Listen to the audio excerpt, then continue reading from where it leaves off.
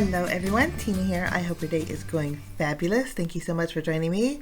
Today I'm going to create a card for a blog hop that Spellbinders is having. They're celebrating all of their club kits this month for January 2021.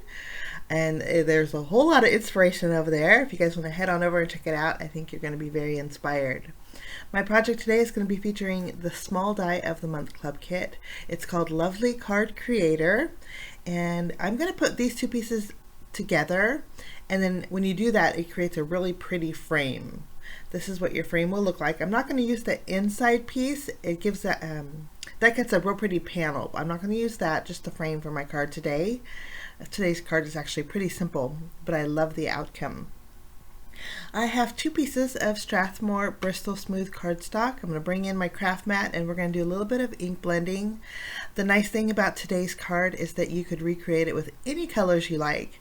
I'm going to happen to use my favorite colors, starting off with Wild Honey. These are both Distress Oxide inks.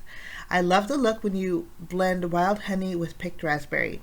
You get the yellow and then you also get the very vibrant pink, but in between, when you blend them together, you get that real pretty corally color. So I'm going to cover my entire panel with both of these colors. When you add your yellow and then the pink, of course you get that coral color. I'm going to repeat the process because I'm going to die cut out two hearts with that. With that strip of Bristol Smooth, I'm going to do something a little bit different. Here's the heart die that came in the kit. I'm going to die cut out two hearts, but one of the hearts I want yellow top, the other heart I want a pink top, just for the extra contrast. That piece, I'm going to take the die that we die cut out our frame with, and just using the left and right side, I'm going to die cut out a strip with that. We're going to do a little bit of inlaying, and it's super easy.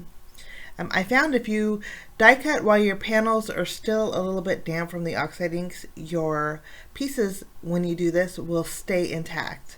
I'll show you here in a minute.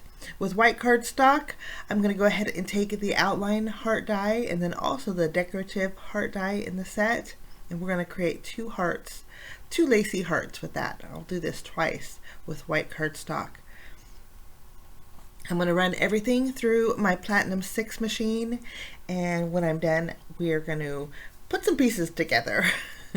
Kind of looks like a little bit of a hot mess. I'm going to zoom in a bit. First, we're going to adhere our heart tops to our oxide ink background here. I'm just going to add a thin bead of glue around the edges. And after we have that adhered, we're going to directly adhere it to our pretty hearts here. I love this color combination. I've been doing a lot of these lately, but just love the bright colors of it. I just think it looks really cheery. I would call this my favorite color combination. Now we'll do the same thing with our next heart, and you can see I have the yellow oxide ink on top of one, and then I die cut out a heart with the pink on top. I'm going to layer both of these together, kind of overlapping, and I wanted the contrast between them both. So those are good to go. I do have a little bit of glue on my surface. We want to clean that up because we have all those little pieces from our borders. You can see I die cut out the left and right of the frame and then the top and the bottom. The top and the bottom actually stayed intact. I got lucky. I'm going to add a thin bead of glue behind my frame, and we're going to add this to a piece of cardstock. We'll do it on the outside and then on the inside also. We need something to mat our frame on, and I think this is going to work out good. The frame in the Lovely Card Creator is slightly smaller than your card panel, which means it's 4 inches by 5 1/4. I love that size because it does leave a little bit of border on your card base. So when you add it to your card front panels, I like to trim mine in quarters whenever I trim my cardstock, but you have a little bit of excess overhanging. You could use your paper trimmer to trim it off. I'm just going to go ahead and use my scissors to trim off the excess, and then our panel is good to go. Now is the fun part. I find this very relaxing. Some people might find it tedious, but it doesn't bother me. I just love the outcome. There is a couple little itty bitty pieces that I didn't punch out all the way, so I'm just using my tool-in-one to punch those out. Next, I'm going to take my glue, and just in the teardrop portion of my frame, I'm going to add little dots of glue. You want to be careful not to get glue outside of those teardrop areas, because when you pick up your piece, with all the pieces stuck in it, it could stick. You know what I mean? You'll see when I hear.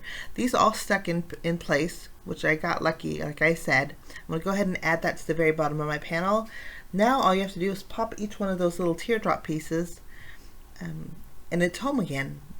I thought it'd create a really pretty border around my frame.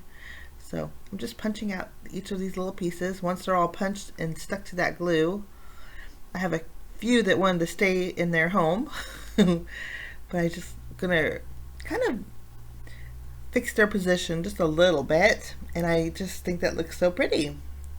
Press those in there. Now the nice thing about the teardrop shapes in these frames is that they're pretty much the same size, except for the two in the corners. You want to make sure you want to get the two in the corners. I'm going to add dots of glue on those, and then just continue to the other corner and put dots of glue, and then we'll take that bottom piece and do the same exact thing. And then we're going to do the left and right. The left and right side panels, all the pieces punched out, but no worries. It's still, since they are basically, again, the same size, all you have to do is pick them up and put them in place. I was more worried about the color, getting the color in order. When I did do my Distress Oxide ink blending, I alternated colors, yellow to pink, and so I wanted that to continue on my panel. So I'm going to go ahead and there's my yellow. I know the next one's going to be pink, and we're just going to continue on all around. It was pretty easy to do, actually. Some of them I know weren't in the exact spot they were supposed to be, but I still think the outcome's very pretty. Okay, that is my card panel. We're going to flip it over, add some foam adhesive behind it, and then this is going to go on a standard A2 size card base. We're going to pop it up for a little bit of added dimension. This could be a Valentine's Day card, and again, you guys can use your favorite colors to recreate this. I think it was very easy, and I love the way it turned out. We'll add our card here, our panel to our card front. I was having trouble aligning it.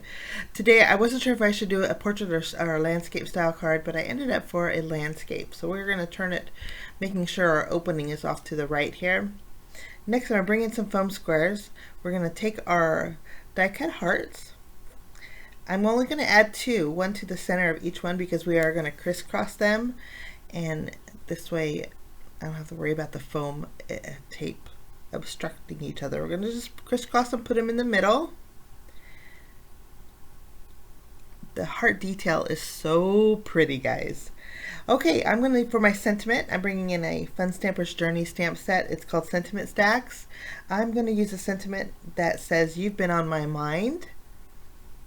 I'm going to take that. I did cut down a thin strip of white cardstock, and I'm just going to bring in my VersaFine Onyx Black ink to stamp my sentiment. And this is where your little thin strips come in handy. I always keep those because they're nice for your sentiments. After our sentiment stamped, I'll use my scissors and just trim off the right side of this, kind of evenly spacing it, and then we're going to add foam adhesive behind it, and this is going to go directly in the center of our hearts.